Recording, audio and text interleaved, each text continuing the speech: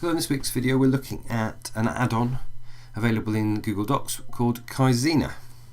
So as I've shown in previous videos, you go to add-ons and go to get add-ons and search for Kaizena, or however you pronounce it. That's what you're after. So what we're going to do is we're going to click open Kaizena. On the first time you do this, it will ask you for permission. It'll get you to sign in again. And it will ask you for permission to access your drive, so you just need to click yes on that. And the first time you use the voice comment function, which is the function I'm going to look at, it will ask you to allow the microphone.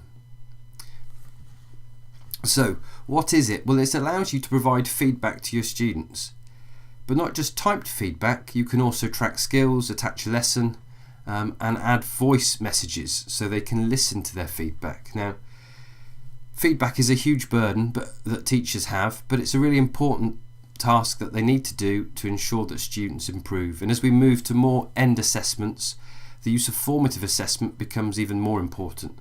So let's dive in and have a look. So we've opened up Kaizena. We can see it appearing here in the right hand side, and then all you do, just like with normal comments, you select the piece of text that you want to comment on, and you can color code them if you wish. So we'll make ours green, and then you can add your voice comment. So when you're ready, you press record and you start talking about the work. So good introductory, you need to include X, Y and Z, and when you're happy that you've recorded what you need to say, you can stop and it will upload that, and you can work your way through the document making comments. You can map skills, and as it says there, you can manage skills on the Kaizena site. You can add skills specific to your topic, but we could just select a skill there and a level and post that so students can see where they're demonstrating good practice. And you can do the same with lessons, but you can also, as well as adding voice comments, you can also add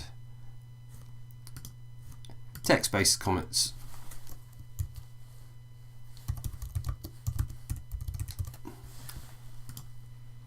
And they'll appear down the side as well. So then from a student perspective, if we swap across, they will also need to open up Kaizena. Having done that, if they select on an element once it's logged in, they can listen to the comment. They can also reply, so you can have a dialogue with them about the work that you'll produce, the comment you've made, and how they feel about it. So there you have it, a really useful tool in ensuring that students get good quality feedback, but potentially makes it slightly quicker for the teacher because they can speak it instead of typing it. Hope you enjoyed the video. If you did, please share it and remember to subscribe to the channel and join me again soon. Thanks for watching.